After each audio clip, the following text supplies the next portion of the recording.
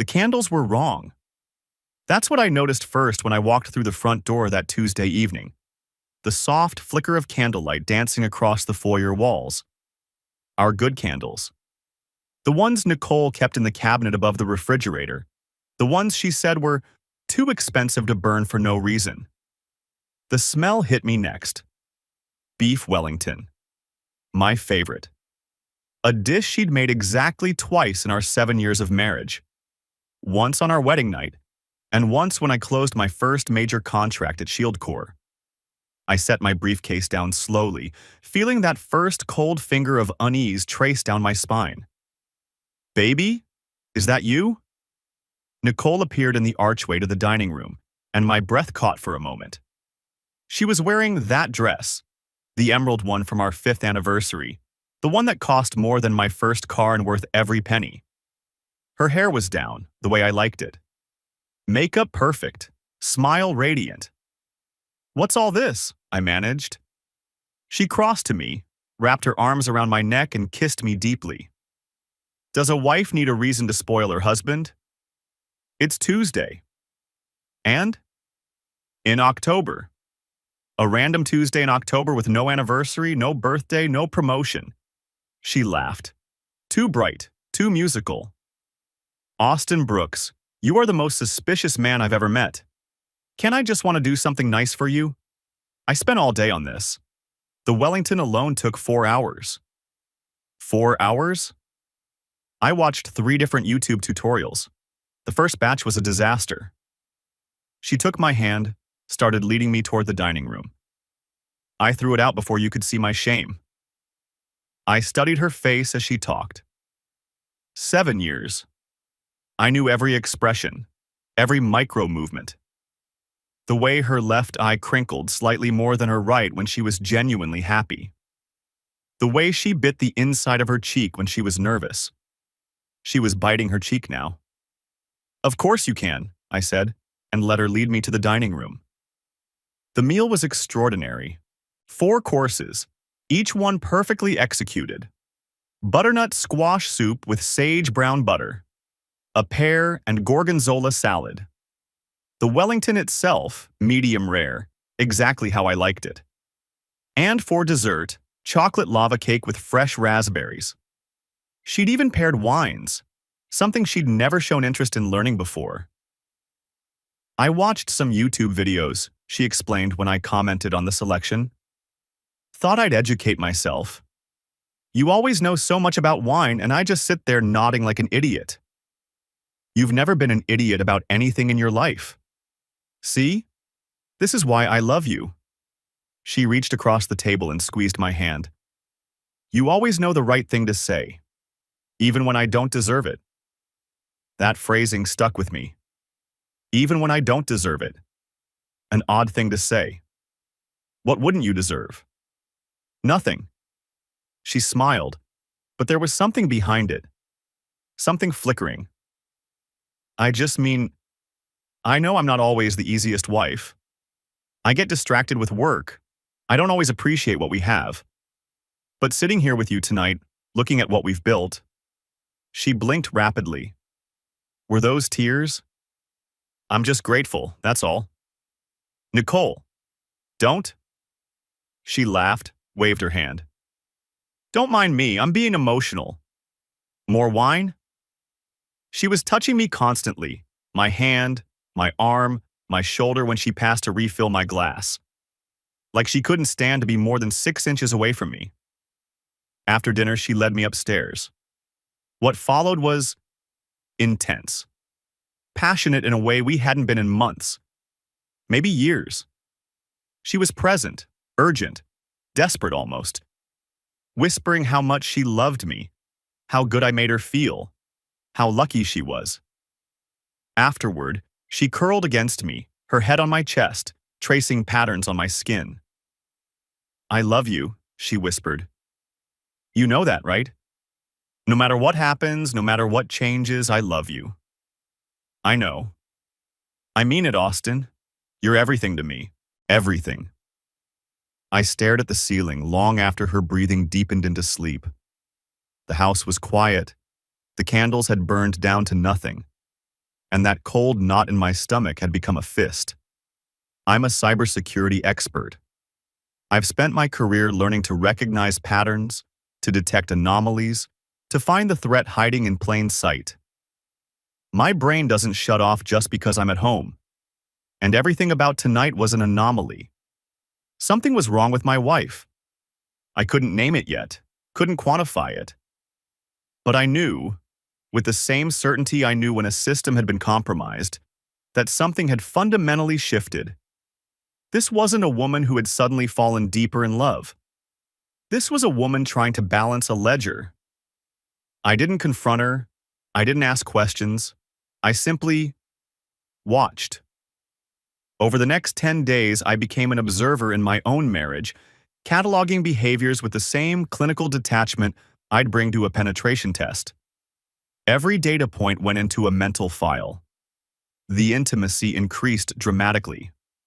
Where we'd settled into a comfortable rhythm of once or twice a week, Nicole now initiated almost daily. She was enthusiastic, adventurous, suggesting things she'd previously dismissed as not her style. "I want us to be closer," she said one night, apropos of nothing. "I feel like we've been drifting apart and I don't want that. I want to reconnect." "We haven't been drifting," I said carefully. "Maybe not. But I want to make sure we never do." Her interest in my work spiked inexplicably.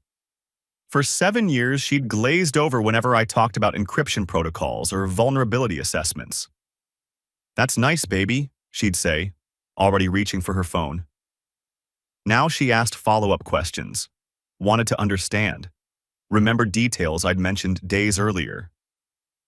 "So the new client, Adkins Industries, right? They're worried about insider threats?" "You remembered that?" "Of course I did," she smiled. "It's important to you. That makes it important to me." The compliments were relentless. I was so handsome, so smart, so successful. She was so lucky to have me. Had she mentioned today how lucky she was? "You're in a good mood," I observed one morning as she made me coffee exactly how I liked it. "Why wouldn't I be? I'm married to the most amazing man I've ever known." She stopped complaining about my hours. For years, my late nights at the office had been a source of tension. Now? "Take all the time you need, sweetheart. I know how important your work is. I'll be here when you get home." 3 days after the dinner, a package arrived. A watch. $400, elegant, my exact taste. "I saw it and thought of you," she said. "Just because." Just because? Just because I love you. Is that a crime? But it was the phone that told me the most. Nicole had always been casual with her device, leaving it on counters, tables, anywhere convenient. Now it was always face down, always on silent, always within arm's reach. And when she went to the bathroom, she took it with her. I noticed she was particularly attentive when Tyler's name came up. My business partner. My best friend for 15 years. Godfather to the children we might have had if Nicole hadn't kept saying she wasn't ready. "How's Tyler doing?" she'd ask, her voice just slightly too casual, her eyes just slightly too interested. "After the divorce, I mean. That must be hard for him." "He's managing. I worry about him. All alone in that big condo." She tilted her head.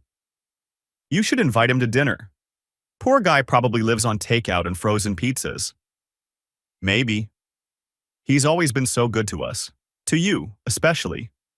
You're lucky to have a friend like that." "I know. And he's lucky to have you." She touched my arm, held my gaze. "Everyone's lucky to have you."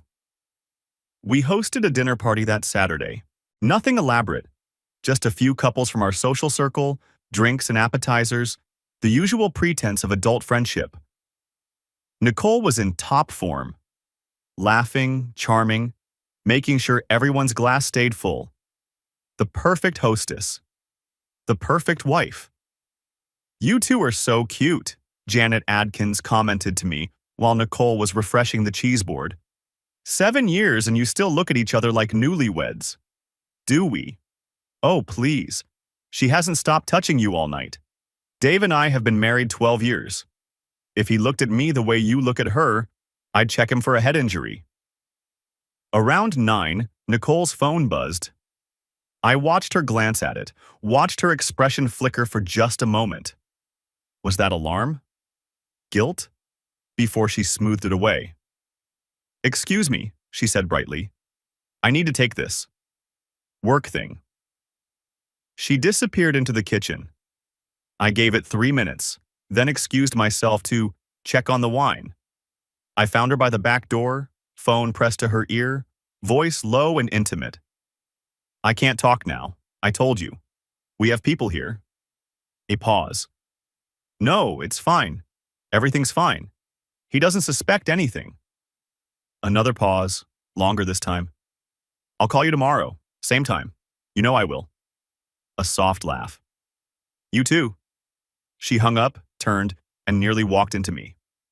Austin. Her hand flew to her chest. You scared me half to death.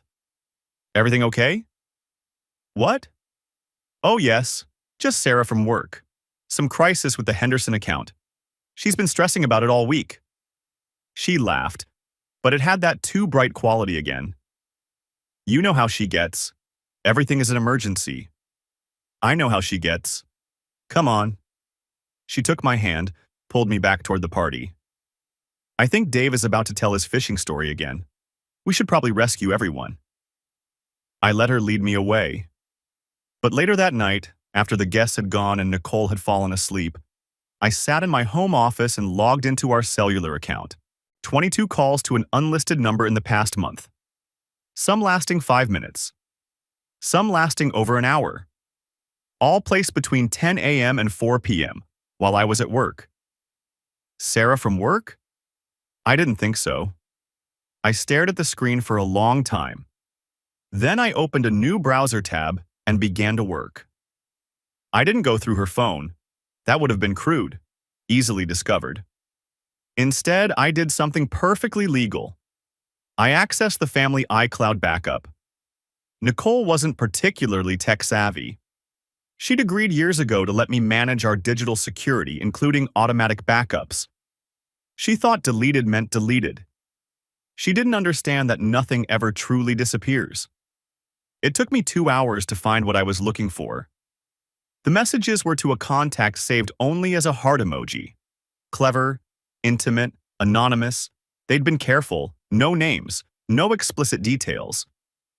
But the intimacy was unmistakable. Last Tuesday was incredible. I can't stop thinking about it. Our spot at 2? The usual? I miss you. Is that crazy? We saw each other yesterday and I already miss you. This thing with us, I never expected it, never wanted it, but now I can't imagine my life without it. Do you think he suspects? No. He trusts me completely. Sometimes that makes it worse. And then the message that stopped my heart. I hate lying to him, but I can't stop. I won't stop? Not yet. Sent 3 weeks ago. I sat in the blue glow of my monitor, reading those words over and over. I waited for the rage to come, the screaming, the throwing things, the dramatic confrontation I'd seen in 1,000 movies. It didn't come. Instead, there was only cold clarity. A kind of crystalline focus I usually reserved for the most complex problems. My wife was having an affair. That was no longer a suspicion. It was a fact. And facts required analysis, not emotion. I screenshotted everything, transferred the files to an encrypted folder, restored the backup exactly as I'd found it. Then I went downstairs, where Nicole was watching some reality show, and kissed her on the forehead. I love you, I said. She looked up, surprised and pleased. I love you too, baby. Want to watch with me? Sure. I settled beside her on the couch, let her curl into my side, felt her hand find mine. On the screen, beautiful people argued about beautiful problems. In my head, I began to plan. I had work to do. The private investigator came recommended by Shield Corps' corporate attorney, Owen Pierce, 48 years old, former FBI, now specializing in what he delicately called high-end domestic situations. We met at a coffee shop across town, far from anywhere Nicole or I would normally go. Owen was exactly what I'd expected. Weathered, watchful, with the kind of eyes that had seen everything and were no longer surprised by any of it. He ordered black coffee and didn't touch it. "Mr. Brooks?" He shook my hand. Firm grip. No warmth. "What can I do for you?" "I need to know who my wife is talking to." I slid a paper with the phone number across the table. "And I need to know everything about them." Owen studied the number, then studied me. "You've already confirmed something's happening." "I've confirmed enough." "But you want the full picture before you act." "I'm not interested in emotional decisions. I want data." He nodded slowly, something like approval in his expression. "You understand my rates." "I understand your rates." "And you understand I'll find whatever there is to find. No editing, no softening. Some clients think they want the truth and then they get it, and they wish they'd stayed in the dark. I don't offer refunds for emotional distress. I'm not going to stay in the dark. The only question is whether I'm informed by you or by someone else." Owen tucked the paper into his jacket. "Give me a week." During that week, I noticed something else. Tyler had started acting strange. We'd been partners for 8 years, friends for 15. I knew him almost as well as I knew Nicole. The way he deflected when he was hiding something. The way his laugh went slightly higher when he was nervous. The way he overcompensated with friendliness when he felt guilty. All three tells were in full effect. "Hey, man," he caught me in the hallway after a board meeting. "You got a sec?" "Sure." "How's everything at home?" He leaned against the wall, casual pose, but his eyes were too intent. "Nicole good?" "Fine. Why?" "No reason. She texted me the other day, said you've been stressed, working too hard. You know her, she worries." I kept my expression neutral. "Nicole texted you?" "Yeah, she was concerned." He clapped my shoulder. "Listen, if you need to take some time off, I can handle things here. Cover your meetings, manage the clients, whatever you need.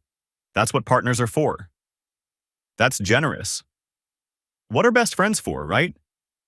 His smile was too wide. "I mean, we've been through everything together. 15 years. You know I've always got your back." I looked at my best friend. At his easy smile, his open face, his concerned eyes. And I remembered a statistic I'd read once. Most affairs happen with someone the betrayed spouse knows. A friend, a colleague, someone trusted. "Right," I said. "What are best friends for?"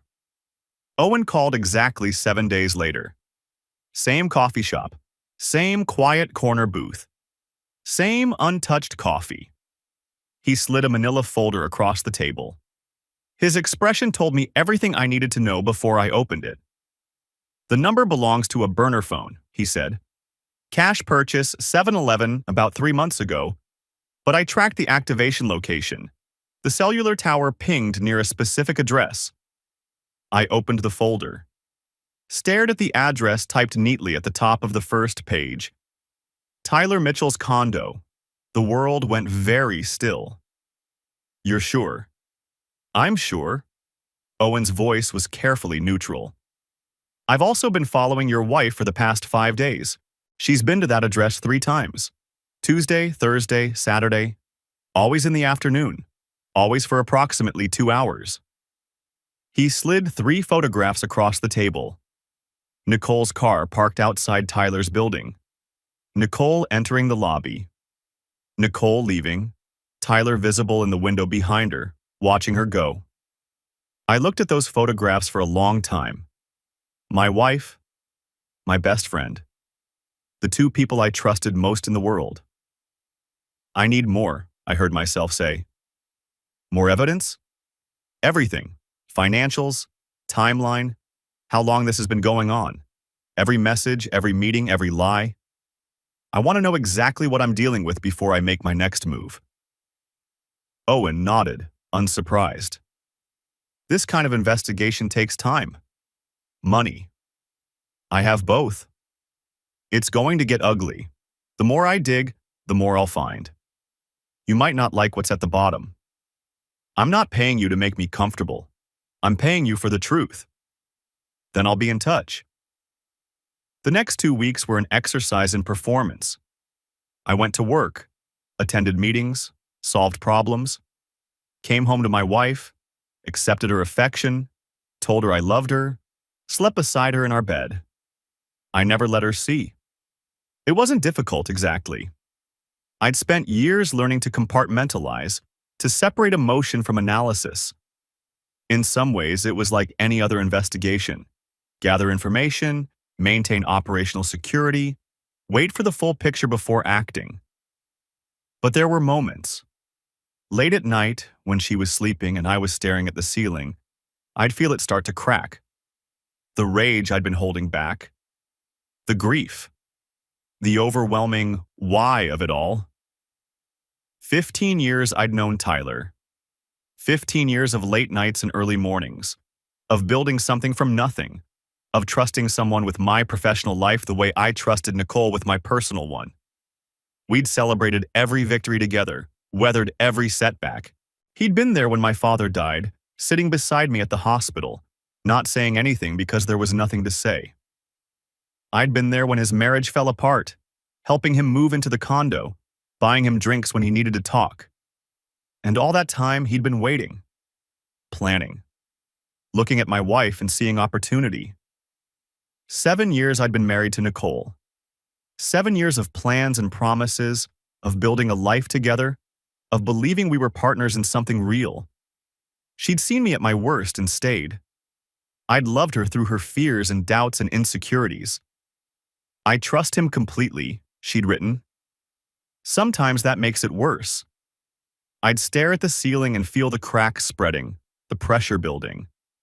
Then I'd take a breath, seal it away, and wait. Owen would call soon, and then I'd know everything. The full report arrived on a Thursday, delivered personally by Owen to my office after hours. He'd called ahead to make sure I'd be alone. 43 pages, photographs, phone records, financial documents, a complete archaeology of betrayal. "You might want a drink for this," Owen said. I poured 2 glasses of scotch. Then I started reading. Duration of affair, 14 months. Not weeks. Not a moment of weakness. Over a year. It started at our company retreat in Aspen. Nicole had come as my +1. She always enjoyed those trips, the nice hotels, the mountain air. I'd had to leave early for a security emergency with a major client. Their system had been breached. They needed me personally. I'd apologized to Nicole, promised we'd come back for a proper vacation. "Go," she'd said, kissing me goodbye. "I'll be fine. Tyler said some people are staying an extra day to ski. I might as well enjoy it." Nicole stayed. Tyler stayed. From what Owen could reconstruct, it began that night. Drinks at the bar. A conversation that went too long, too deep, too personal. Then her room. Or his. The records weren't clear on that detail, but they were clear on everything after. 2 to 3 meetings per week, regular as clockwork. Tyler's condo was the primary location. Convenient, private, only 10 minutes from Nicole's office. But there were hotels too. The Marriott downtown, the boutique place out by the airport, always paid in cash or on Tyler's card, always during business hours when I'd be safely occupied at work. And once, at our house, while I was in Seattle closing a deal. I read that line 3 times. My house, my bed. While I was working to build our future. The financial traces were damning. Owen had been thorough. A necklace. $3,000. Nicole had shown it to me 6 months ago, said she'd found it at a boutique downtown. Couldn't resist the sparkle. A romantic dinner at La Maison, the French place she'd always wanted to try. A work thing, she'd told me. Boring client entertainment. You would have hated it. Tyler's credit card receipts told a different story. But it was the text messages from 6 weeks ago that explained the sudden shift in her behavior. The guilt offerings, the desperate affection. Nicole. It was negative, thank God. But this was too close. Way too close. We need to be more careful, or I need to tell him. I can't keep doing this. Tyler. Don't tell him anything. We'll figure it out. I've got everything under control. Nicole. How can you say that? We almost had to deal with something neither of us is ready for. Tyler. Just keep him happy for now. I need more time. Nicole. More time for what? Tyler. Trust me, a few more months, then everything changes. For both of us. I looked up at Owen. More time for what? He slid another document across the desk. This is where it gets interesting. I read the document, then read it again.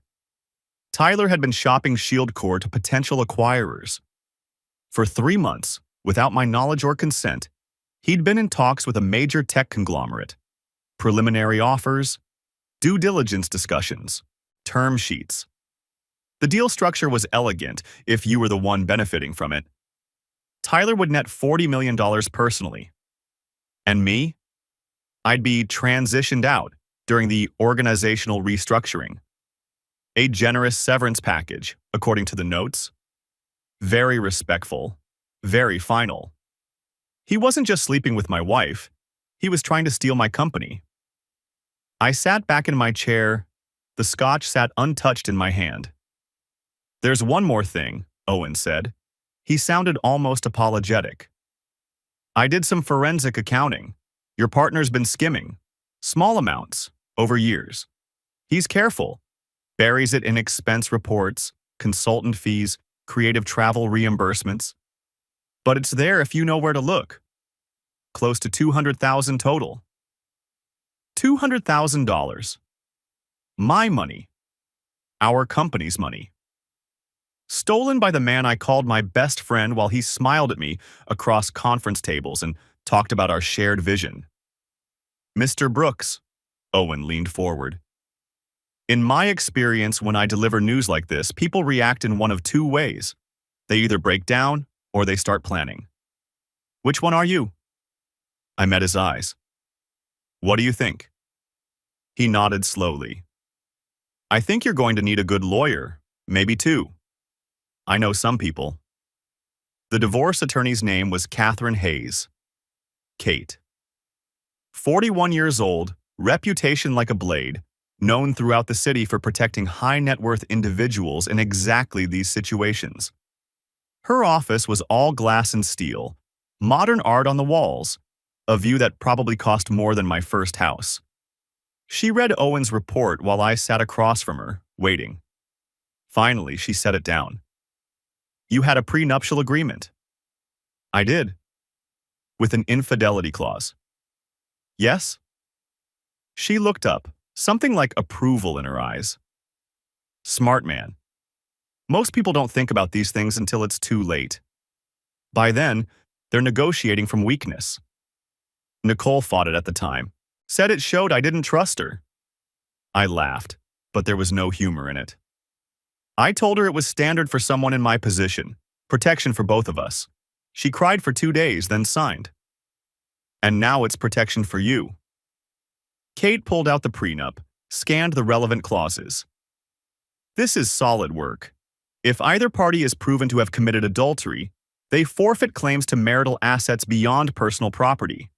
She signed it, initialed every page, had her own attorney review it. She did. Then when we file, she gets nothing. No house, no stake in the business, no alimony. Kate set down the document. Do you want to proceed? Yes. My advice, coordinate with your corporate action. Hit them both at once. The divorce and the business move same day. Don't give them time to communicate, to coordinate a response, to get their stories straight. Shock and awe. You want them reeling before they have a chance to think. I was thinking the same thing. Kate smiled. It wasn't a warm expression. I think we're going to work well together, Mr. Brooks. My sister knew something was wrong. Emma had always been perceptive. It's what made her good at her job as a paralegal, and what made her nearly impossible to hide things from.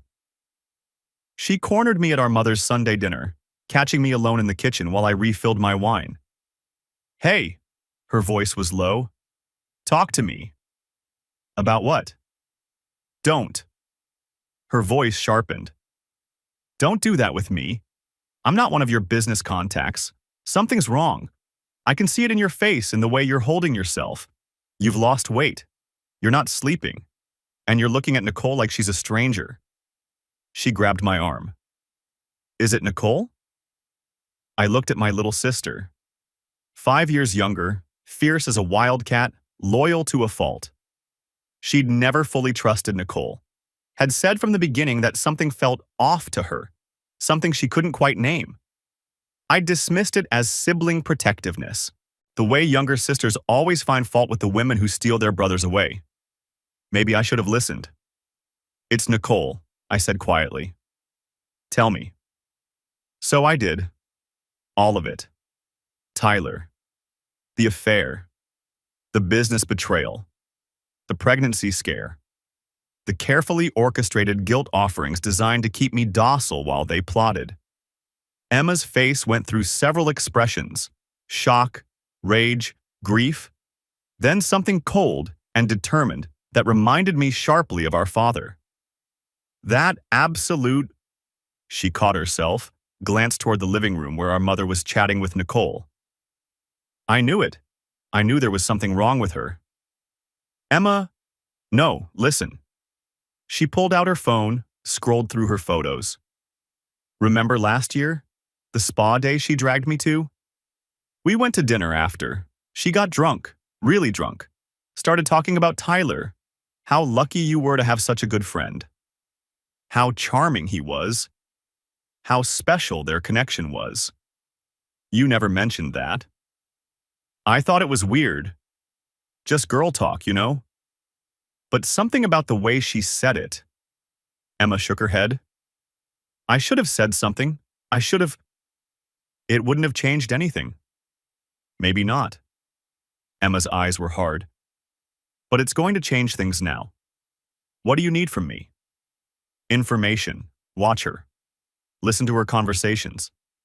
Tell me anything useful. Done? She squeezed my arm. We're going to bury them, Austin. Both of them. They picked the wrong family to betray. Emma's first report came 3 days later. She's been talking to Daniel, she said over the phone, her voice hushed.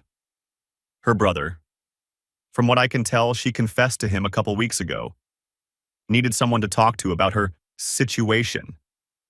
Daniel knows? He knows. This was unexpected. Daniel and I had always gotten along well. Better, honestly, than either of us got along with Nicole. He was a firefighter, straightforward, with a moral compass that made most people look like politicians. When we got married, he'd taken me aside and said, "She's my sister and I love her, but I know her flaws. You ever need to talk to someone who actually knows her? I'm here." How did he take it? That's the interesting part. Emma paused. According to what I could piece together from her phone call with Mom, he's furious, not at you, at her. 2 days later, I got a text from an unknown number. This is Daniel. We need to talk. In person. Alone. Don't tell Nicole. We met at a bar on the south side of town, the kind of place where nobody asks questions and nobody remembers faces. Neon beer signs and country music and the smell of old cigarettes. Daniel was already there when I arrived, hunched over a beer, looking like he hadn't slept in a week. Austin. He didn't offer his hand, just stared at me with red-rimmed eyes. Sit down. I sat. For a long moment, neither of us spoke. The jukebox played some song about heartbreak and highways. She told me 2 weeks ago, Daniel finally said. His voice was rough, like he'd been screaming or crying or both. She called me out of the blue, said she needed to talk to someone, said she was drowning in guilt and didn't know what to do. What did she tell you? Everything. Or at least, everything she wanted me to know? He took a long drink. The affair. Tyler. How it started as nothing. A few drinks, a conversation that went too far. How she never meant for it to become more. How she'd tried to stop but couldn't. Tried to stop? Daniel laughed bitterly. That's what she said. Tried 3 times. Couldn't. Because she had feelings for him. Because being with him made her feel alive. He shook his head. As if that excuses anything. What else? She asked for my advice. Asked if I thought she should tell you. What did you say? I told her she should have told you 14 months ago. I told her what she's done is unforgivable. I told her she disgusts me. He flagged down the bartender, ordered another beer, ordered one for me too. She's my sister, Austin, my blood. And I love her, even now, I can't help that. But you're my brother. He met my eyes. That's how I've always seen it. From the day you married her, you became family. And what she's doing, what they're doing, it's a betrayal of everything family is supposed to mean. Does she know you feel this way? She does now. He slid my beer across the bar. I want to help you, Austin. Whatever you're planning, and I know you're planning something because you're not the type to sit back and take it. I want to help. Why? Because it's the right thing to do. His jaw tightened. And because I want to see her face when she realizes you knew everything. When she realizes she never fooled anyone but herself. I studied this man. My wife's brother. My brother by marriage. Sitting across from me with nothing to gain and everything to lose by taking my side. What can you tell me about her plans? Daniel leaned in. She's going to tell you, soon. But not the truth. A sanitized version. A one-time mistake. She wants to manage the narrative. Confess before you find out on your own so she can control how it sounds. And Tyler's telling her to wait. Says he needs you stable for a few more months. Something about a business deal that's almost done. The acquisition. Of course. Tyler needed me calm and unsuspecting until the deal closed. The affair wasn't just betrayal. It was strategy. Keep Austin happy. Keep Austin blind. Steal his company and his wife in one smooth motion. They're using you, Daniel said. Both of them. Your ignorance is strategic. And when Tyler gets what he wants, he's planning to leave his friend in the dust and start fresh with your wife. He told her that? In so many words. She showed me some of the texts. Daniel's expression twisted with disgust. They talk about their future together, about traveling, about having kids. He paused. The kids she kept telling you she wasn't ready for. I absorbed that. Filed it away. Another data point. Another betrayal. When were they planning to tell me? After the deal closed. Tyler said he wanted you taken care of first, whatever that means. It means he wanted the acquisition complete before the divorce. That way, my equity would be worth more, worth fighting over. With Nicole positioned as his new partner, they could try to claim a share of my payout. Daniel stared at me. They planned this? Maybe not explicitly, but Tyler's always been a planner. He sees opportunities others miss. I laughed bitterly. That's what made him such a good businessman, and apparently, such a good schemer. What are you going to do? What I always do when I face a threat. Analyze it, plan for it, and neutralize it before it can do more damage. Daniel nodded slowly. You're a dangerous man, Austin. I've always thought that. Quiet, patient, smart, dangerous. Only to people who cross me. Then they picked the wrong man to cross. He raised his glass. To justice. I clinked my glass against his. To justice. Thank you, Daniel. Don't thank me yet. He finished his beer. I'll keep you updated on anything I learn. But Austin, whatever you do, make sure they both suffer. Make sure they never forget the price of what they've done. The next 3 weeks were preparation. Meticulous, methodical, precise. On the business front, I met quietly with Shield Corps' corporate counsel, the same attorney who'd helped us incorporate 8 years ago. I presented the evidence. Tyler's unauthorized acquisition negotiations, his breach of the operating agreement, the years of embezzlement. The company's founding documents were clear. Major decisions required both founders' approval. Tyler had violated that agreement comprehensively. You have grounds to remove him, the attorney confirmed. For cause, his equity stake can be frozen pending legal review. It won't be pretty, but you'll win. I secured proxy support from our minority shareholders and board advisors, presenting just enough evidence to earn their trust while keeping the full picture private. When the time came, the vote would be decisive. On the personal front, I worked with Kate Hayes to finalize the divorce filing. I moved liquid assets into protected accounts, legal, documented, unimpeachable. I secured copies of every critical document. I found a new apartment downtown with a view of the city and signed a lease, move-in date strategically chosen. And through it all, I kept playing the part. The happy husband, the trusting friend. I accepted Nicole's affection with grace, smiled at her compliments, made love to her with convincing enthusiasm, told her I loved her every day. You seem happier lately, she observed one morning, running her fingers through my hair. More relaxed. Do I? It's nice. I feel like we've really reconnected, you know? Like we've found each other again. Maybe we have. She kissed me softly. I love you, Austin. So much. I love you too. I even took her on a weekend trip to the bed and breakfast where we'd honeymooned. Her idea, but I agreed readily. One last performance before the curtain fell. This is so perfect, she whispered as we watched the sunset from our room. There were tears in her eyes, real ones, I thought, though I could no longer be sure. I love you so much, Austin, more than anything in the world. You know that, right? I know. I don't deserve you. I really don't. I almost laughed at that. Almost. You deserve everything, I said instead. Everything you have coming.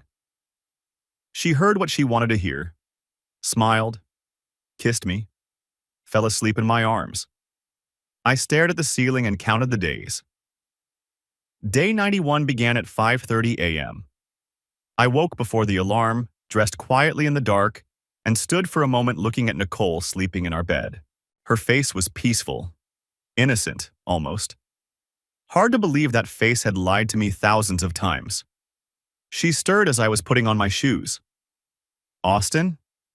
Her voice was thick with sleep. What time is it? Early, I have a meeting. Come back to bed. She reached for me, eyes still closed. It's Saturday. Board thing, emergency session. I'll be back this afternoon. She was already drifting off again. Love you. I bent and kissed her forehead. I know. Then I walked out of our bedroom for the last time.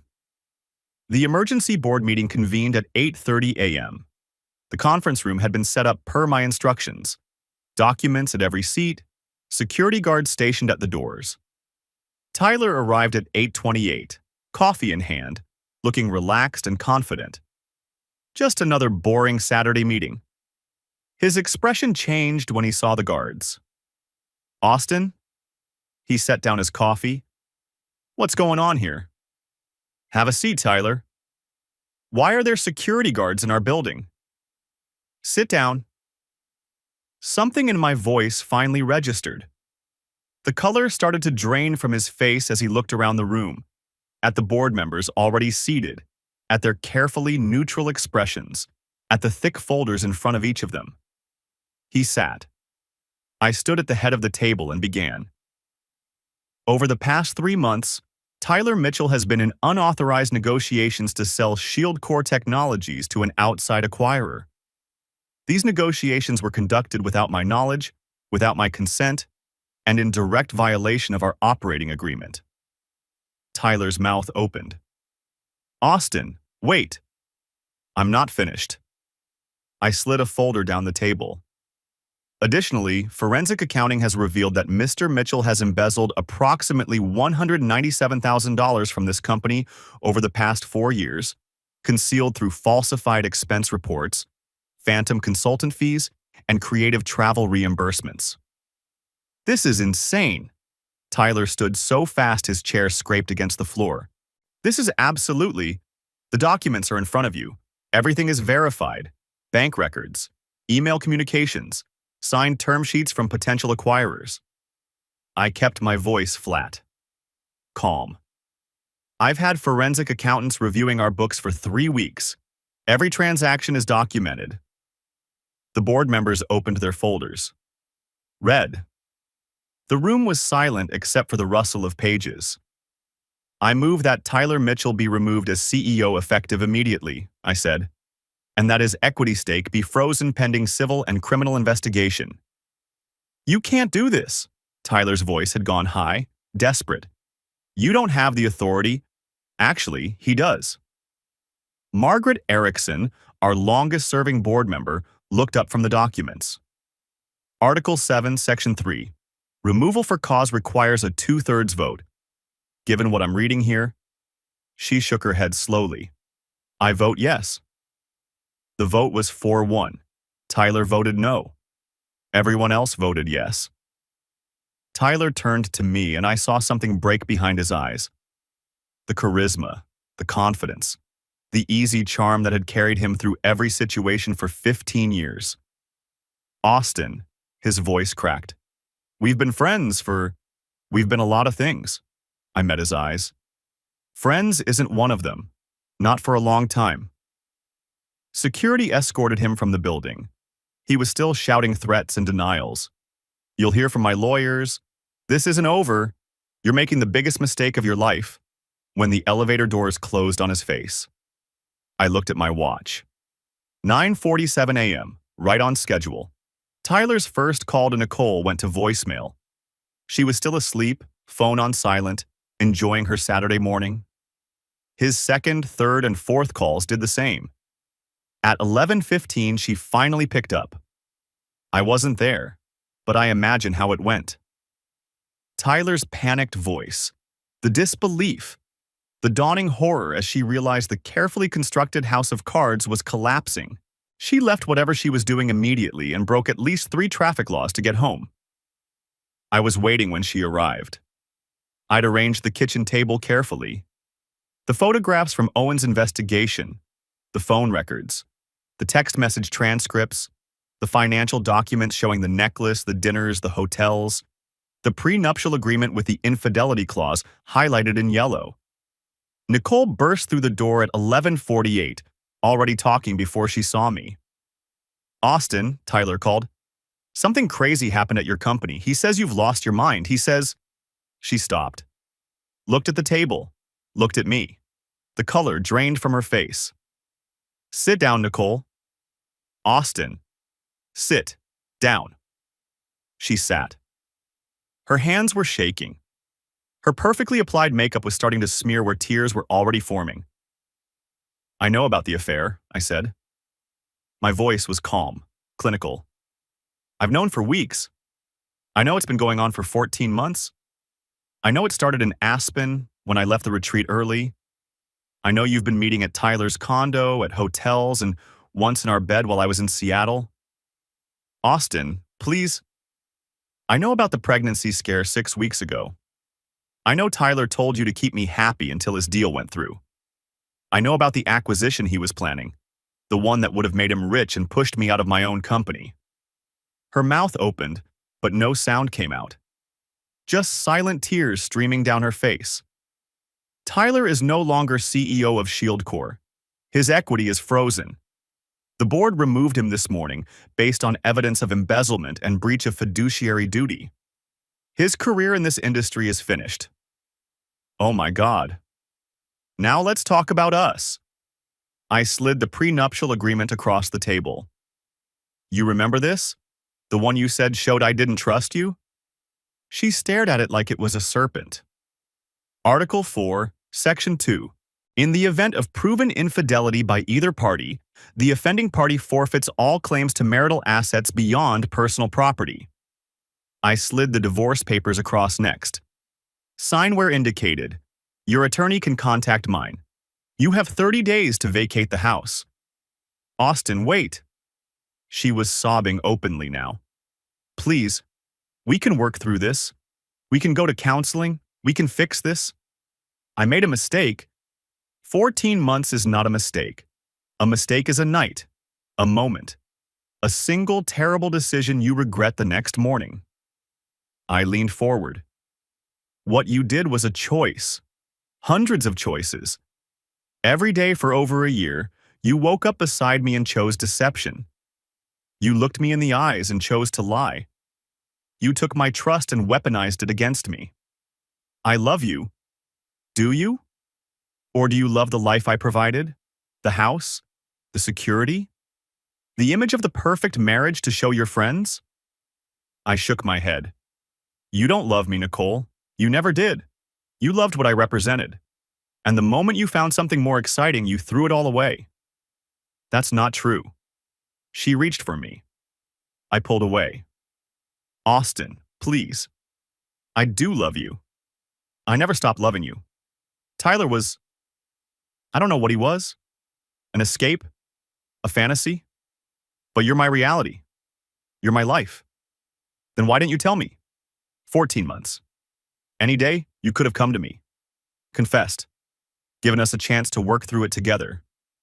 She had no answer. I know what you were planning, I continued. The sanitized confession, the tearful apology, the carefully managed narrative.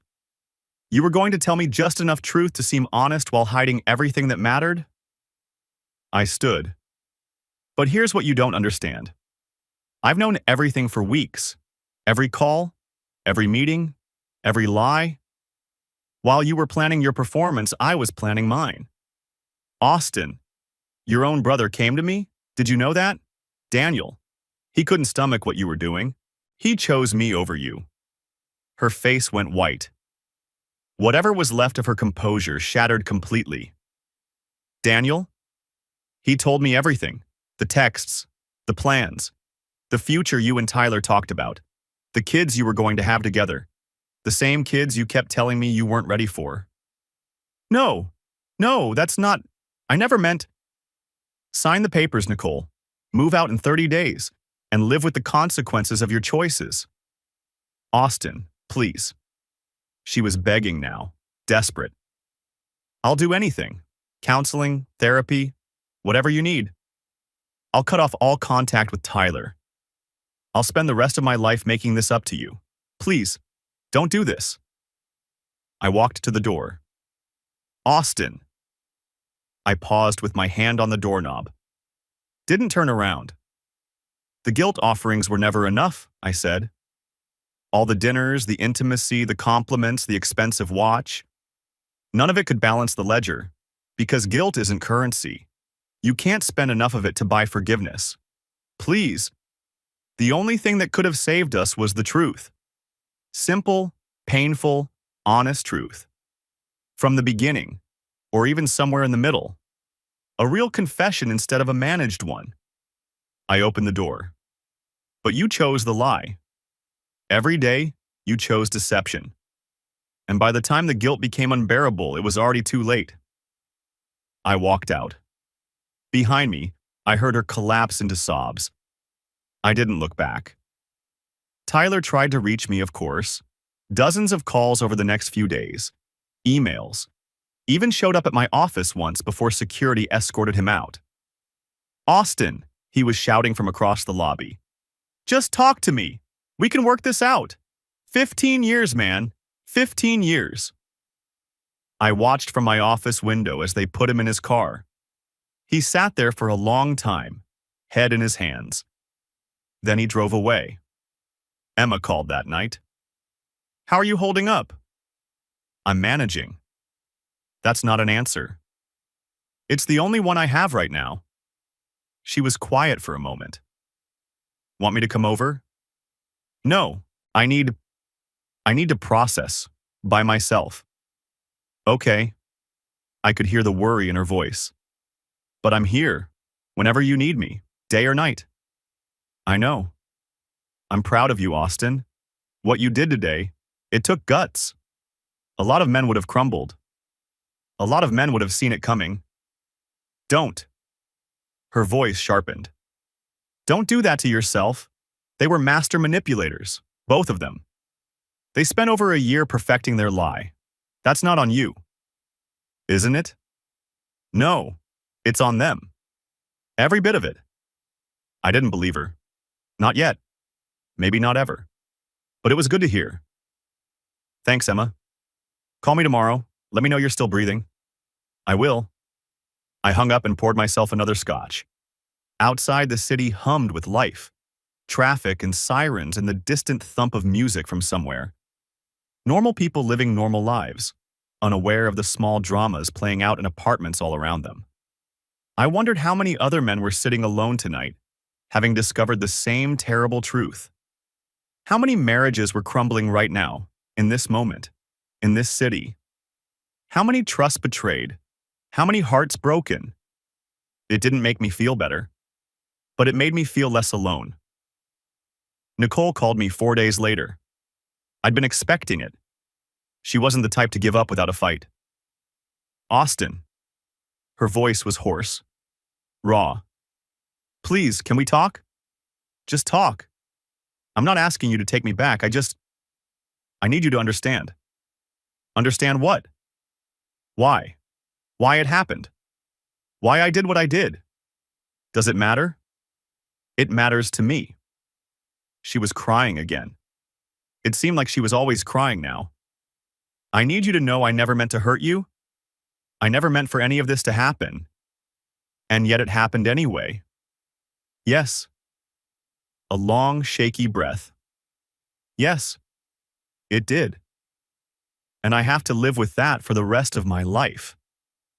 But Austin, you have to believe me. I love you. I've always loved you. Even when I was with him, I loved you. That's not love, Nicole. That's convenience. That's keeping your options open. No. You don't get to redefine what love means to excuse what you did. Love is faithful. Love is honest. Love is showing up even when it's hard. What you showed me was the opposite of all those things. She was quiet for a long moment. I know you hate me. I don't hate you. The words surprised me, but they were true. Hating you would require caring about you. And right now, I'm not sure I do. You're not my wife anymore, Nicole. You're just someone I used to know. Austin, take care of yourself. I hung up the phone. It rang again immediately.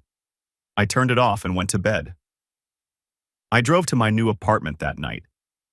The one I'd rented 3 weeks ago, preparing for exactly this moment. The movers had already brought over the essentials: a bed, a couch, some kitchen basics. I sat on the balcony and watched the city lights and waited to feel something. The rage came first. It started as a tremor in my hands and built into something vast and terrible, a howling fury I could barely contain. I wanted to break things. I wanted to drive to Tyler's condo and beat him senseless. I wanted to watch Nicole suffer the way I was suffering, but I didn't do any of those things. I just sat there, breathing, letting it wash through me and out of me. Then came the grief, deeper than the rage, quieter. 7 years of marriage, 15 years of friendship, gone in an instant, or rather, gone slowly, imperceptibly, over 14 months of lies and stolen afternoons and my own blind trust.